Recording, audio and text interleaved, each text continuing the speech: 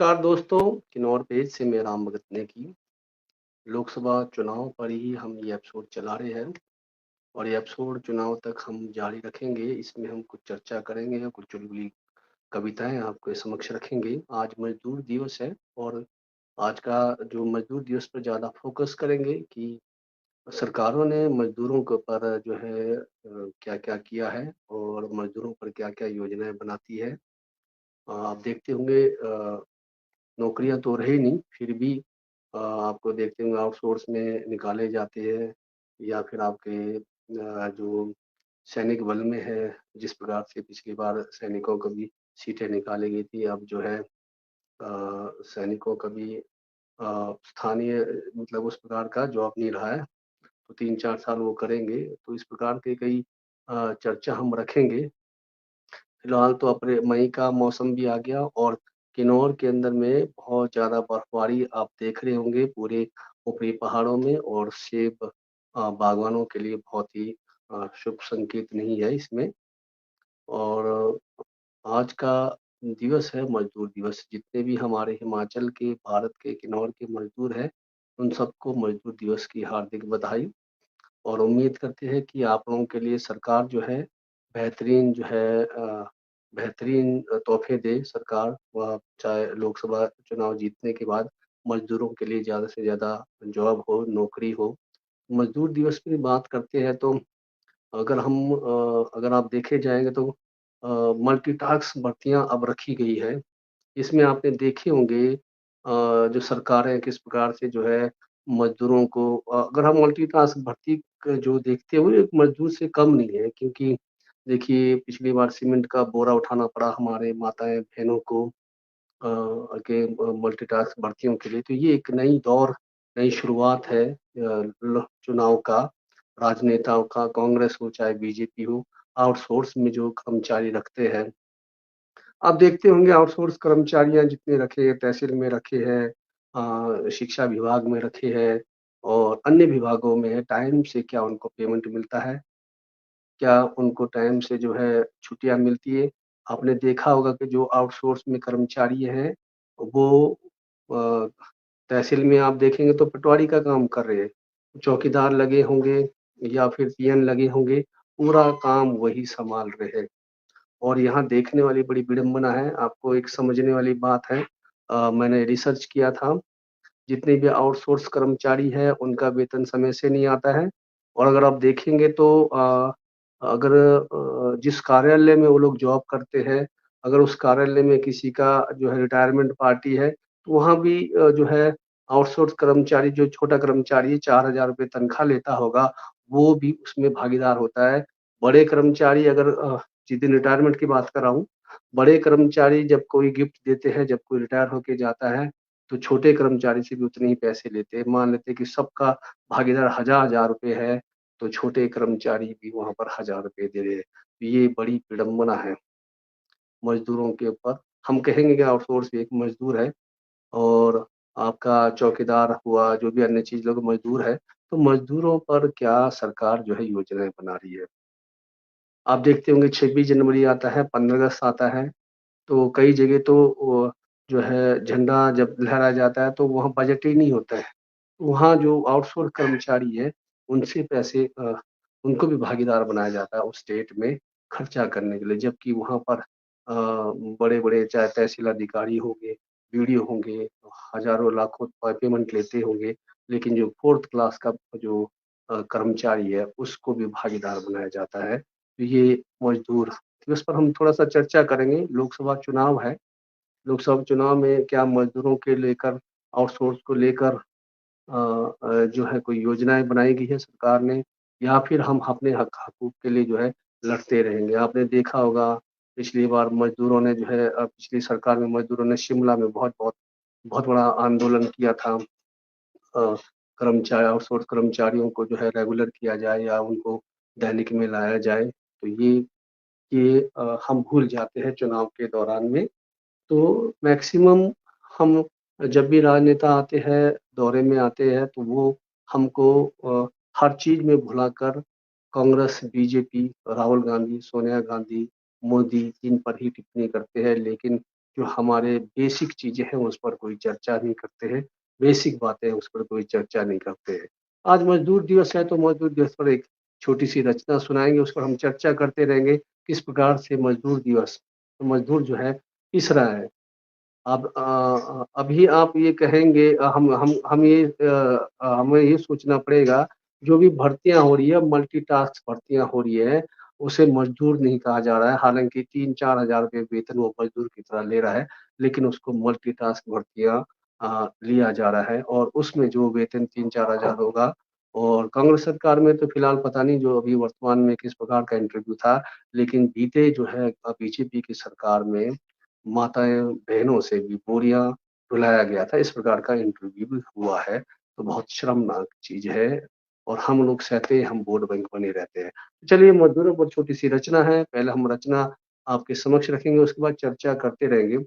आप आजकल आईपीएल का दौर चला है, मुझे ज्ञात है कि सभी लोग आईपीएल में बिज़ी होंगे, सबको ड्रीम 11 खेलना है, सबको करोड़पति बनना है, लेकिन हमारा काम है सामाजिक चीज़ों को लेकर चलना, समाज की गतिविधियों को लेकर चलना क्योंकि सरकारें तो आँखें बंद करके बैठे हैं क्योंकि जुआ जो है खुलेआम खिलाया जा रहा है, चाहे वो ड्रीम 11 हो या तंबोला आदि जो भी हो, तो इन्हीं चीज़ों में अब जो देश आगे बढ़ेगा। तो छोटी-सी रचना है, मज़दूरों को नमन अच्छा लगे तो ज़रूर शेयर करें।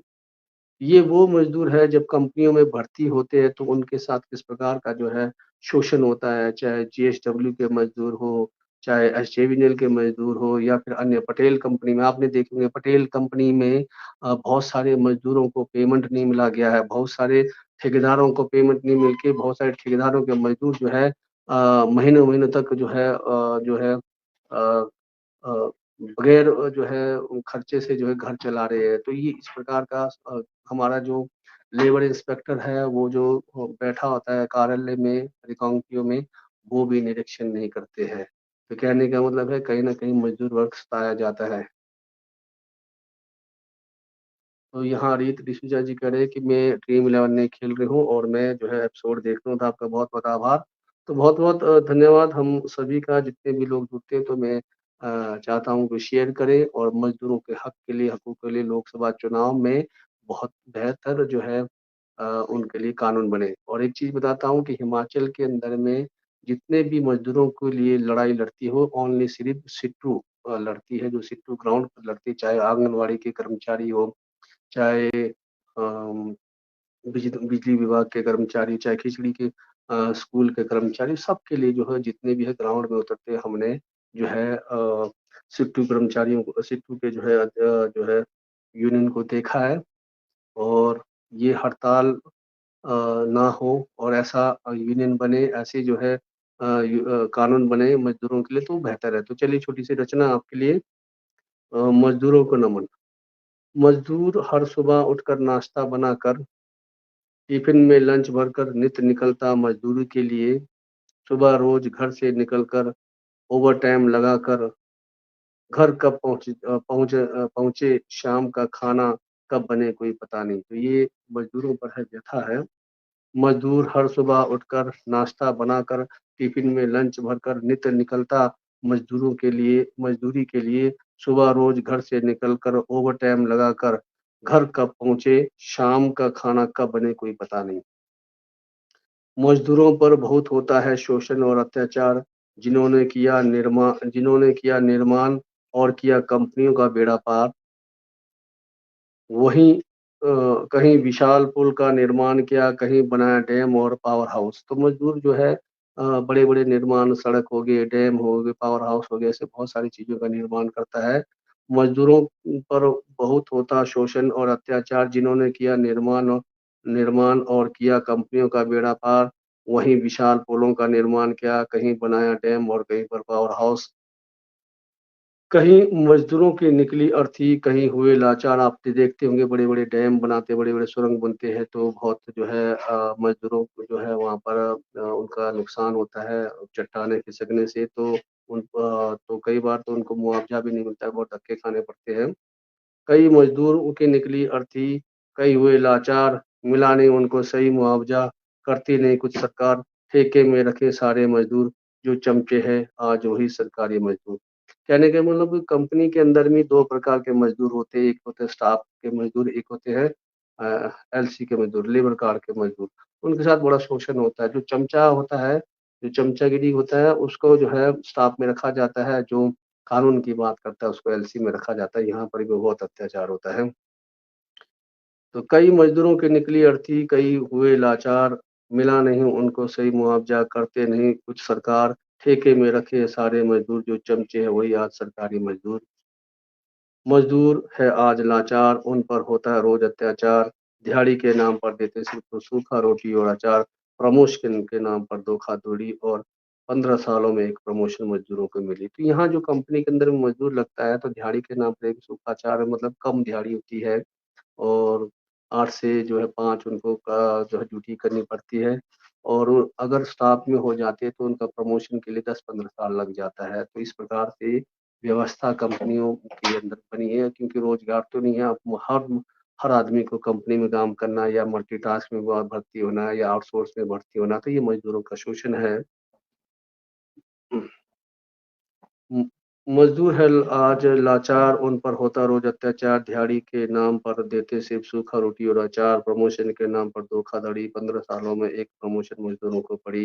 स्टाफ से पहले आधी उम्र ठेकेदार के अधीन। अब स्टाफ से पहले आधी उम्र ठेकेदारों के अधीन, मिला नहीं कभी मज़दूर अपने हक का ज़मीर, जिंदाबाद नमन मज़दूर को, काम को नमन, रामगत करता मज़दूर के काम को नमन।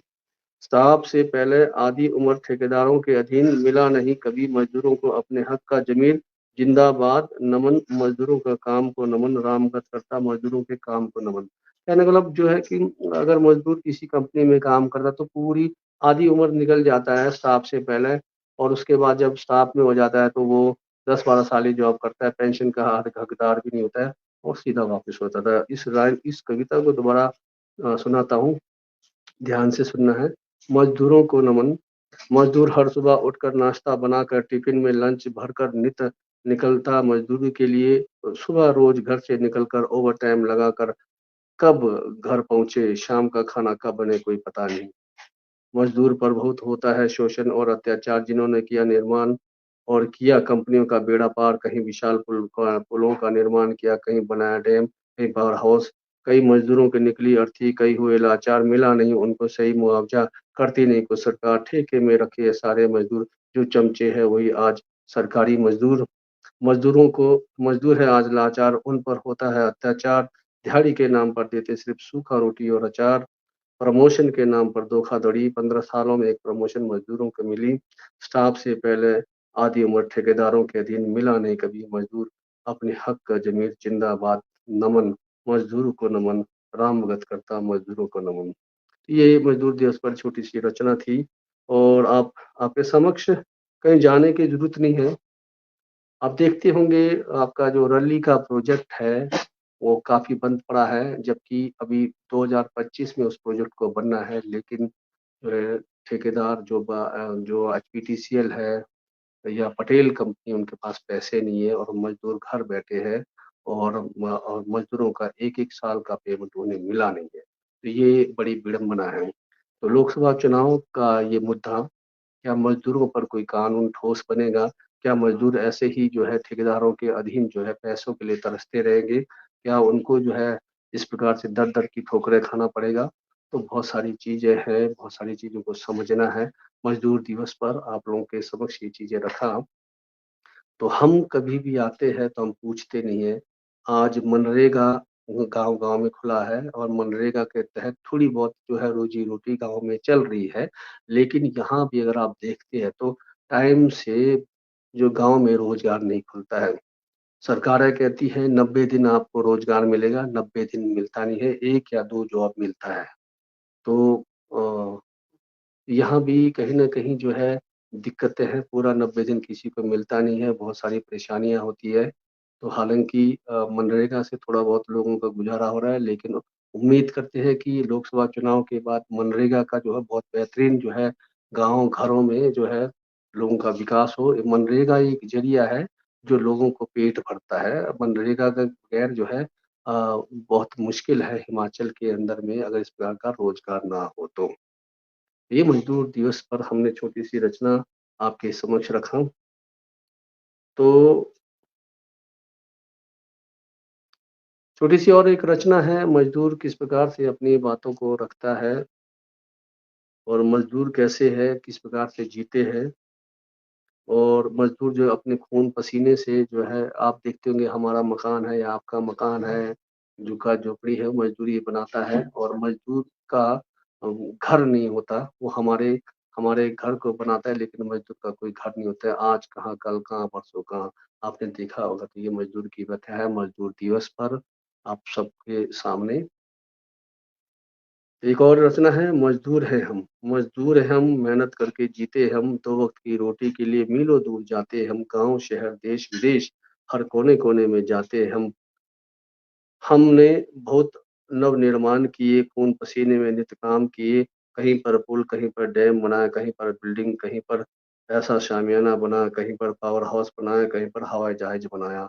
मज़दूर ही बनाते हैं सारी चीज़ें। कइयों की निकलती नित अर्थी, कई होते नित लाचार बीमार और मजबूर हुए हम कहाँ करें विरोध कहाँ करें प्रचार।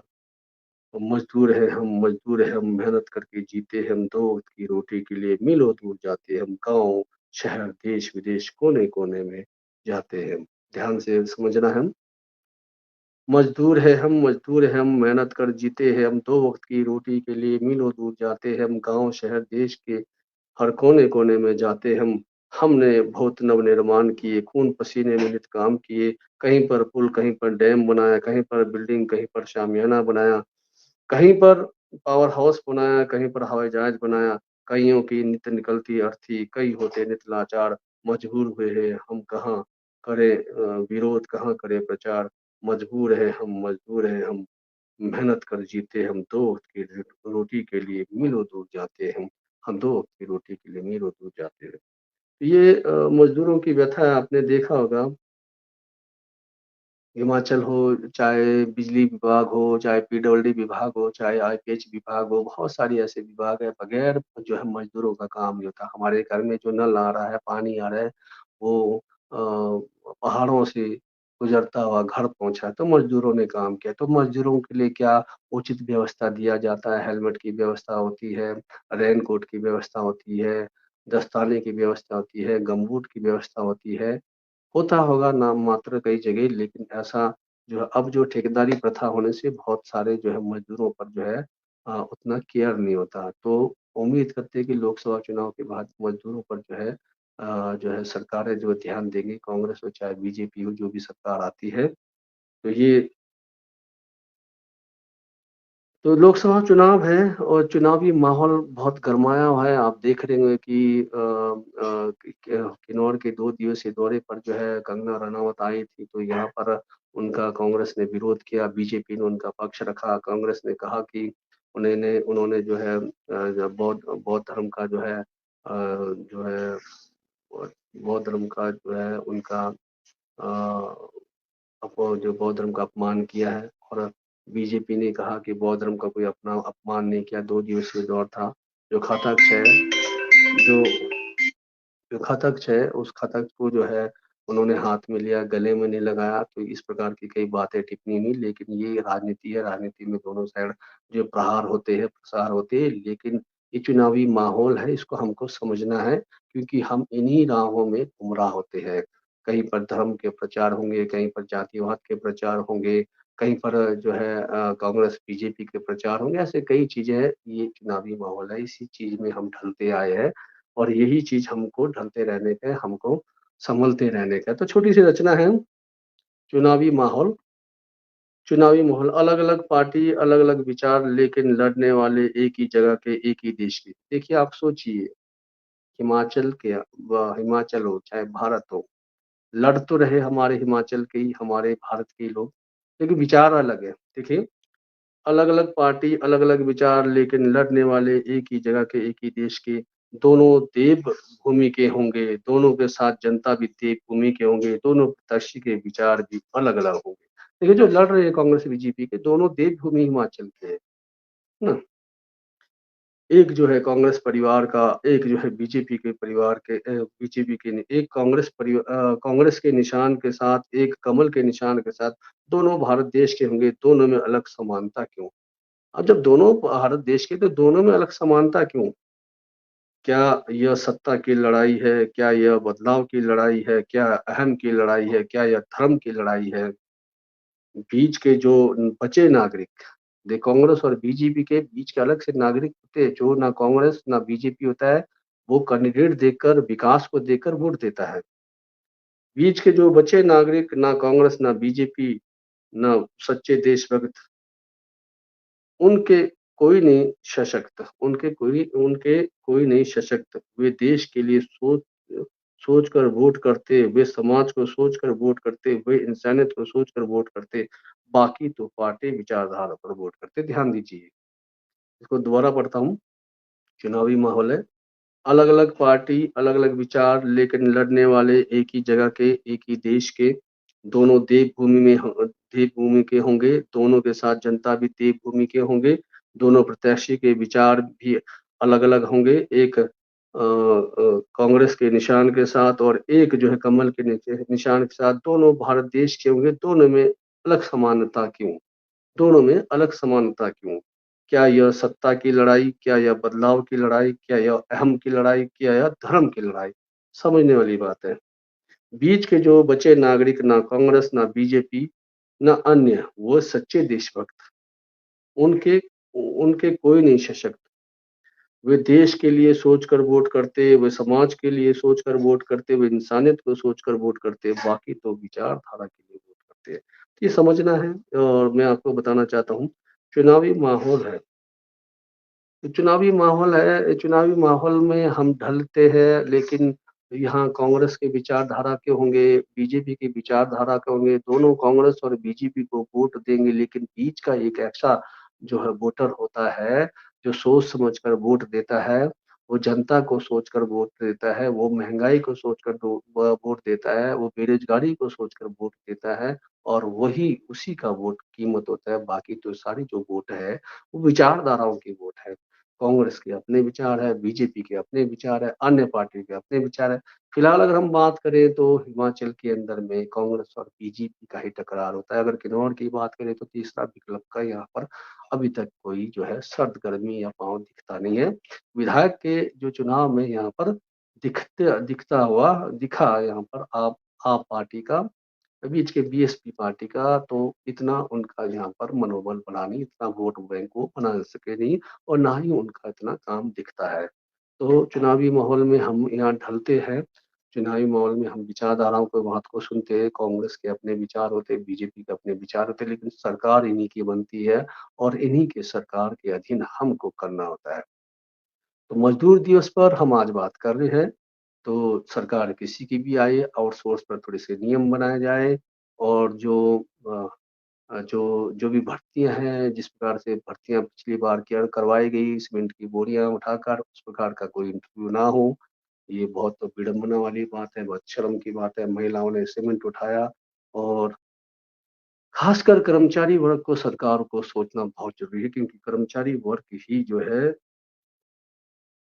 देश को आगे लेकर जाता है। तो आप आपके सामने एक और रचना है, उसके बाद हम बात करेंगे। रचना का वो है, फ्री की मार भुगत रहा हिंदुस्तान। आखिर क्या जो फ्री दिया जा रहा है, चाहे सिलेंडर फ्री दे रहे हैं, या फिर अन्य चीज़ें, राशन 5-5 6-6 किलो फ्री दे रहे हैं, या फिर 1500 रुपए फ्री दे रहे हैं, या फिर 2000 रुपए फ्री दे रहे हैं, तो क्या इसका मार जो है भुगत रहा है? क्या इसका मार जो है बीच का जो मध्यम वर्ग है, जो वोटर है, जो वो भुगत रहा है, ये जिसका जो है जो टैक्स भरता है?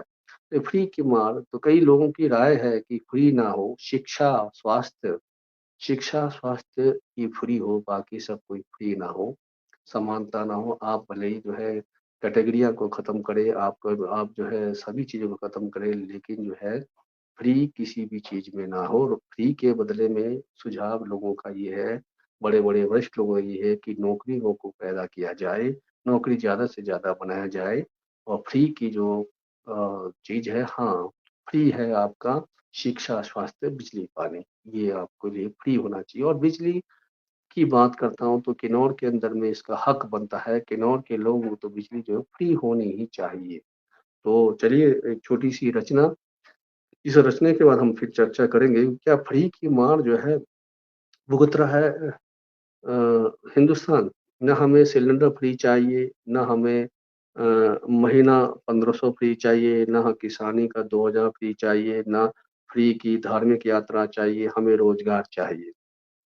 ओनली रोज़गार चाहिए, हमें ओपीएस चाहिए, हमें शिक्षा फ्री चाहिए, हमें कोचिंग फ्री चाहिए, हमें बिजली फ्री चाहिए, हमें स्वास्थ्य फ्री चाहिए। ये सब इसलिए हम रोज़ाना टैक्स दे रहे हैं। ये ध्यान देना है, हम समझ नहीं रहे हैं। लोग बोलते हैं, सरकारें बोलती है कि फ्री क्यों ले रहे हैं, जनता को क्यों फ्री दे रहे हैं? अगर कोई दिल्ली की सरकार जनता को फ्री दे रहे तो फ्री क्यों दे रहे? हम लोग टैक्स दे रहे हैं, तो फ्री हमारा एक हक बनता है। लेकिन क्या फ्री चाहिए? वो फ्री नहीं चाहिए 2000, 4000, 15,000 ये नहीं चाहिए हमको, शिक्षा, स्वास्थ्य, बिजली, पानी ये है।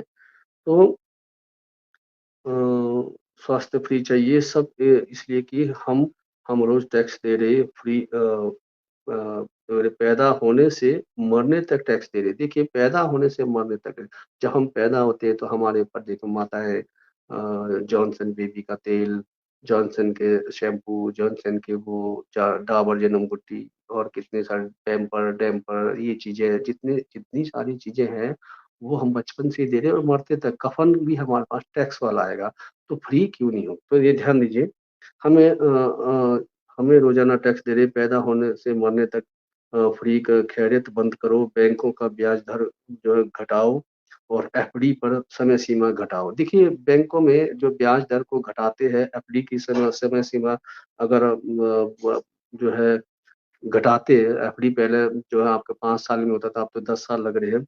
महँगाई को कम करो, भ्रष्टाचार को बंद करो, स्कूलों में मिड डे मील और वर्दियाँ उसके बदले में रखो कि वहाँ सभी स्टाफ और सुविधाएँ और फ्री की मार से हम भुगत रहे, मध्यम वर्ग की टाँग खींच रहे, फ्री की मार भुगत रहा आज पूरा हिंदुस्तान। थोड़ा-सा और बारीकी से समझना है। फ्री की मार भुगत रहा हिंदुस्तान, ना हमें सिलेंडर फ्री चाहिए, ना हमें महीना 1500 फ्री चाहिए, ना किसानों की 2000 फ्री चाहिए, ना फ्री की धार्मिक यात्रा चाहिए, हमें रोज़गार चाहिए, हमें ओपीएस चाहिए, हमें फ्री शिक्षा फ्री चाहिए, हमें कोचिंग फ्री चाहिए, हमें बिजली फ्री चाहिए, हमें स्वास्थ्य फ्री चाहिए। ये सब इसलिए कि हम रोज़ाना टैक्स दे रहे रोज़ाना टैक्स दे रहे, पैदा होने से मरने तक हम टैक्स दे रहे, फ्री की खैरियत बंद करो, बैंकों का ब्याज दर घटाओ, एफडी पर समय सीमा घटाओ और महँगाई को कम करो, भ्रष्टाचार को बंद करो स्कूलों में मिड डे मील और वर्दियाँ, उसके बदले में रखो सभी स्टाफ और सुविधाएँ, फ्री की मार से हम भुगत रहे हैं, मध्यम वर्ग की टाँग खींच रहे हैं, फ्री भुगत रहा आज पूरा हिंदुस्तान। तो ये समझना है छोटी-सी बात है, सरकारों ने जो फ्री रखा है, फ्री की सुविधाएँ अगर बंद करते हैं, तो हमें क्या है बिजली, पानी, शिक्षा, स्वास्थ्य, कोचिंग ये फ्री चाहिए, बाकी चीज़ें फ्री बंद होनी चाहिए, उसके बदले में आप स्टाफ रख लो। आप देखते होंगे बैंकों में जो है ब्याज दर घट गया है। अब निकालोगे ब्याज है, ढालोगे तो ब्याज आपको देना पड़ेगा। एफडी की जो दर है आपकी जो है घटाई गई है, तो कहाँ से जो है मज़दूर वर्ग, कहाँ से मध्यम वर्ग उठेगा? यहाँ पर जो करोड़पति बन रहा है, वो करोड़पति ही बन रहा है और जो गरीब है, वो गरीब ही रह रहा है। लेकिन गरीब गरीब बोलकर तो जी रहा है क्योंकि उसको 5 किलो का राशन उसको बीपीएल में लाया जाएगा, उसको 1.5 लाख रुपए मतलब मकान के लिए दिया जाएगा। लेकिन जो मध्यम वर्ग है, जो टैक्स देता है, वो कहीं का नहीं है। तो ये लोकसभा चुनाव में आपके समक्ष हम चीज़ों को रख रहे हैं, बात कर रहे हैं। अगर आप जुड़ते हैं हमारे एपिसोड के साथ, शेयर करें, फ़ॉलो करें, बात रखें। और फिलहाल आपके समक्ष हमने कहा था कि मिड डे मील है मिड डे मील में बहुत सारे खर्चे होते हैं, वर्दियाँ हैं, वर्दियों पर बहुत सारे खर्चे होते हैं। देखिए प्राइवेट स्कूल में अभी आप देखते होंगे प्लस 2 के जो स्कूलों में हिमाचल में टॉप रैंक में 10 लड़के रहे और प्राइवेट स्कूलों में जो है 10 छात्र-छात्राएँ रहे और प्राइवेट स्कूलों में जो है 31-32 जो है छात्र-छात्राएँ जो है टॉप रैंक के रहे। तो क्या प्राइवेट स्कूलों में मिड डे मिलता है? क्या प्राइवेट स्कूल में वर्दियाँ मिलती है? नहीं। तो आप फ्री मत कीजिए, स्टाफ रखिए, सारी सुविधाएँ रखिए, मैथ का स्टाफ हो, साइंस का स्टाफ हो हर चीज़ का स्टाफ हो, तो शिक्षा बेहतर हो सकता है। ये हमने आपके समक्ष रखा, आपके बीच थोड़ी-सी चर्चा रखी। देखिए हमारा जो हरा-भरा हिमाचल है, हमारा जो हरा-भरा किन्नौर है, आज जो कूड़ों का ढेर बना हुआ है, जगह-जगह पर जो है कूड़ों का जो है पहाड़ बनता रहा है। लेकिन अगर आप देखेंगे तो कौन लूट रहा है हमारे हिमालय को? कौन लूट रहा है हमारे हिमाचल को? कौन लूट रहा है हमारे प्रकृति के हनन को? इसके बारे में जानना है, थोड़ी-सी रचना और फिर हम चर्चा करेंगे। कौन लूट रहा?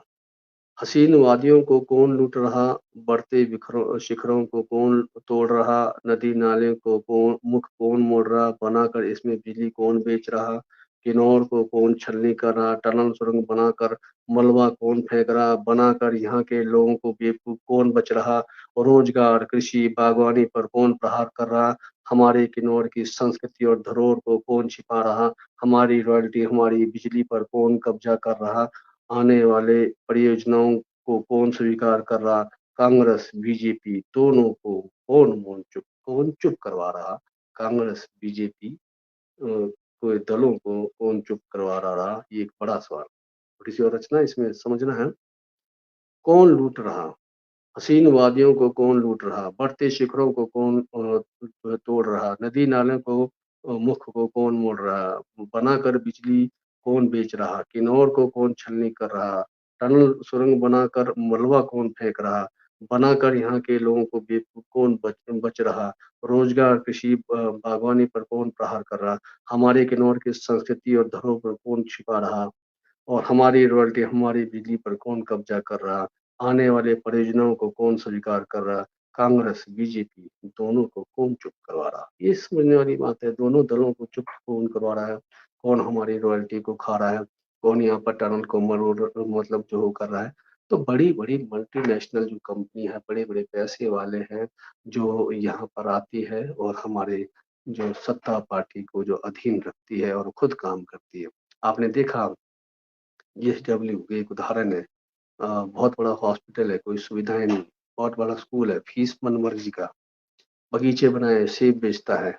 आपको एक चीज़ बताता हूँ, जो सेब उसके तैयार होते हैं, वो गिफ्ट में पैक होते हैं, 4-4 5-5 केजी के गिफ्ट पैक होते हैं और मुंबई जाते हैं, बड़े-बड़े जो है लोगों को गिफ्ट देते हैं और वहाँ से उनका काम निकालते हैं। और आपको एक चीज़ बताना आप चीज़ एक चीज़ को भी ध्यान नहीं होगा, हमारे किन्नौर के अंदर में ये जो कंपनी है, बड़े-बड़े अफ़सरों को क्या देती है? सेब तो देगी नहीं क्योंकि सेब तो यहाँ बहुत वो है, लेकिन इनके बाहर जो है आम के बगीचे हैं। ये आम को 3-3 4-4 किलो को पैक करके हमारे कार्यालय के लिए डीसी कार्यालय, एसडीएम कार्यालय ऐसी जगह में पहुँचाते हैं, क्योंकि फिर वो अपना नंबर बनाते हैं, ये हमारे बागीचे के आम हैं।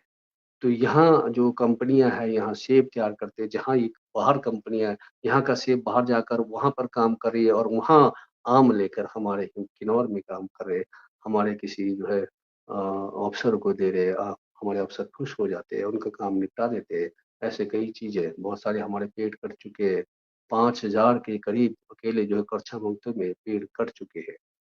ऐसे बहुत सारी चीज़ें हैं जो हम समझते हैं, हम सिर्फ़ जो है आंदोलन के लिए तैयार होते हैं, हम सिर्फ़ नेताओं के स्वागत के लिए तैयार होते हैं। मैंने कहा कि नेताओं के स्वागत पर जो है जो है एक नियम बने कि यही लोग जो है स्वागत करेंगे, जिससे क्या होगा कि नेता जो है सभी लोगों से मिलेगा। हज़ारों लोग आए होते हैं, मात्र जो है 10-12 लोगों से मिल के चले जाते हैं। क्या कारण है? मुख्य कारण रहता है कि आधा तो उनका भाषण में निकल जाता है समय, आधा उनका जो स्वागत में निकल जाता है। फिर कैसा उद्धार होगा?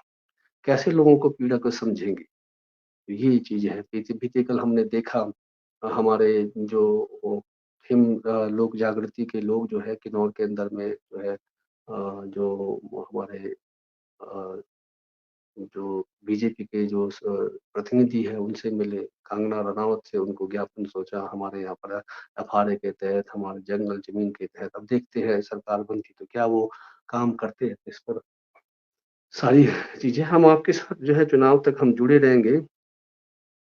अब आपको एक चीज़ पता है कि देश में अंग्रेज थे तो अंग्रेज लूटते थे, हम बोलते थे कि गोरे अंग्रेज जो है लूट रहे हैं, अब जो है काले अंग्रेज भी है जो हमारे को लूट रहे हैं। देखिए जीएसटी का रेट बढ़ाकर बहुत सारी ऐसी चीज़ें, अब आप एटीएम में पैसे निकालो और निकालने जितने बार कुछ एक लिमिट है उसके बाद निकालोगे तो आपको फीस लगेगा। तो ऐसे है, तो कहीं न कहीं यहाँ पर अब काले अंग्रेज भी लूटने लगे हैं।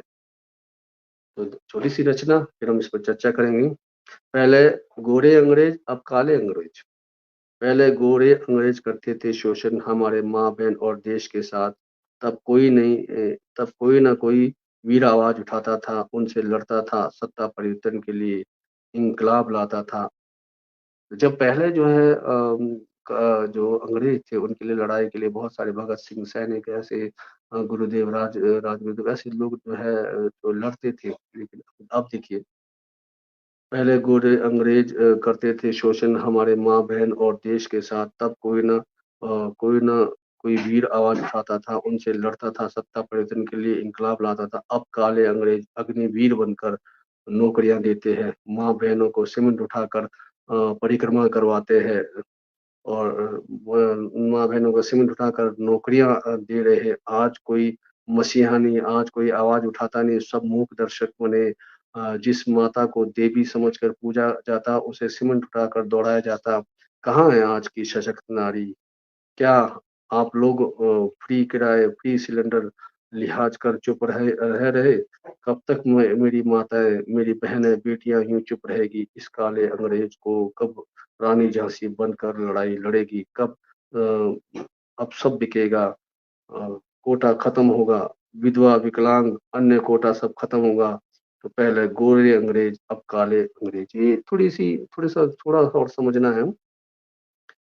पहले गोरे अंग्रेज, अब काले अंग्रेज। पहले गोरे अंग्रेज करते थे शोषण हमारे माँ-बहन और देश के साथ, तब कोई ना कोई वीर आवाज़ उठाता था, उनसे लड़ता था, सत्ता परिवर्तन के लिए इंकलाब लाता था। तब काले अंग्रेज अग्निवीर बनकर, अब जो है काले अंग्रेज अग्निवीर बनकर नौकरियाँ देते, माँ-बहनों को सीमेंट उठाकर परिक्रमा करवाते, नौकरियाँ दे रहे। आज कोई मसीहा नहीं, आज कोई आवाज़ उठाता नहीं, सब मूक दर्शक बन रहे। जिस माता को देवी समझकर पूजा जाता, उसे सीमेंट उठाकर दौड़ाया जाता। कहाँ कहाँ है आज के सशक्त नारी? क्या आप लोगों को फ्री किराए, फ्री सिलेंडर लिहाज़ कर जो है चुप रह रहे? कब तक मेरी माताएँ, मेरी बहनें, बेटियाँ यूँ चुप रहेगी? इन काले अंग्रेज़ों को कब रानी झाँसी बनकर लड़ाई लड़ेगी? कब अब सब बिकेगा, कोटा खत्म होगा, विधवा, विकलांग, अन्य कोटा सब खत्म होगा।